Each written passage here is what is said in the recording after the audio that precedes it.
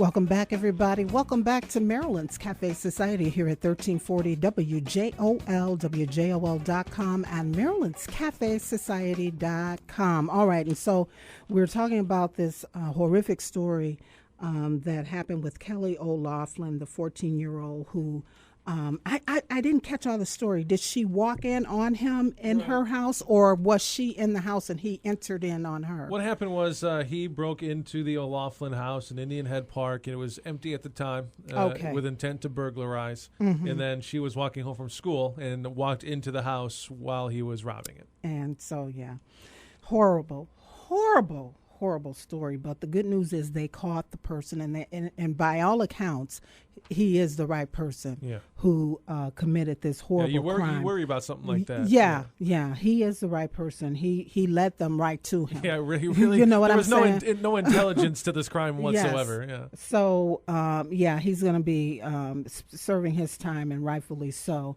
But as we were saying before the break, he spent the last 17 of 20 years in and out of prison on various criminal crimes, and was just released on parole November 16th of 2010. So, and so he returned to what he knew. And, Nick and I talked about this during the break. It's when you are in that system, that prison system, and you're in and out like that, you become institutionalized, and there's no correction that takes place. There's percentage is very low of individuals who do actually come out rehabilitated, mostly because once they come out, and laws are changing too, but they come back out into the same world that they left when they went in. Folks wouldn't hire individuals who had criminal records or had served time in prison. And so, after a period of time, even if they were trying to correct themselves, they feel like they got to survive and live. And so they go back to what they know, which is to be a criminal. And then eventually that catches up, and then they end back up in the institution. And so it's a whole mindset of being institutionalized, not making excuses for this guy at all. I'm glad they got him, and I'm glad that he's going to be serving the time that he deserves. He's not going to have another chance to do anything like that crazy. Again. Totally crazy and unnecessary. He really could have just ran out of the home. Right. Yeah, you would think so. But he found a butcher's knife in one of those blocks. Just run out of the home, Wear a mask. I mean. Oh, gee. Yeah. All right. Switching gears real quickly, we just have a few more minutes left in this hour. But again, so much has happened in the past year or so. Past week, 2 weeks. I haven't been gone that long, Marilyn. Come on. Past 2 weeks. But I did want to talk about this because we talk about this on the Cafe Society, and we're kind of following this whole situation with Asian carp. Speaking of, and of course, we reported. Good segue there.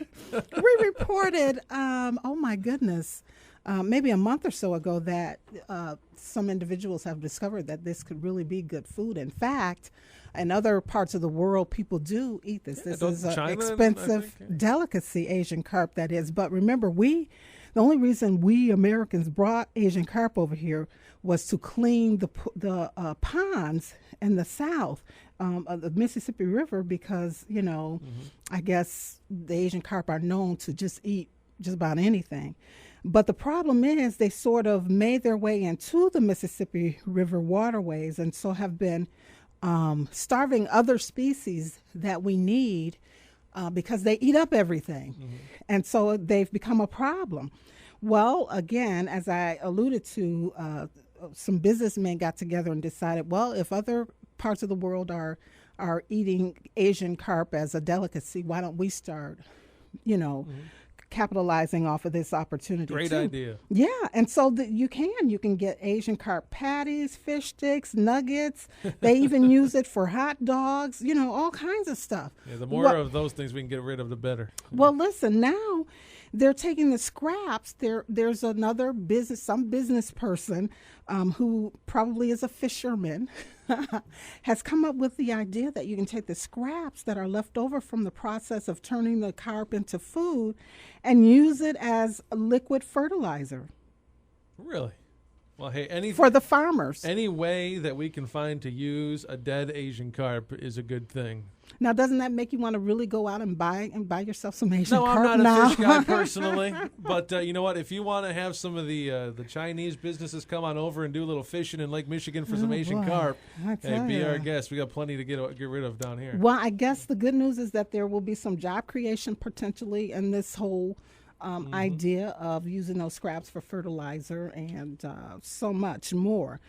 Speaking of job creation and all of that, they're saying that our economy is looking a little better.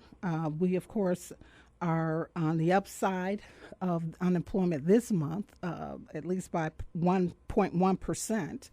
And the problem is they think that we aren't creating enough manufacturing jobs, and way too many low-paying service jobs are being created. And so we'll take a look. I think we're just about out of time, but maybe we'll come back in the entertainment hour and take a look at some jobs that I think are really in high demand, and people may want them, but there's a little fear factor to them.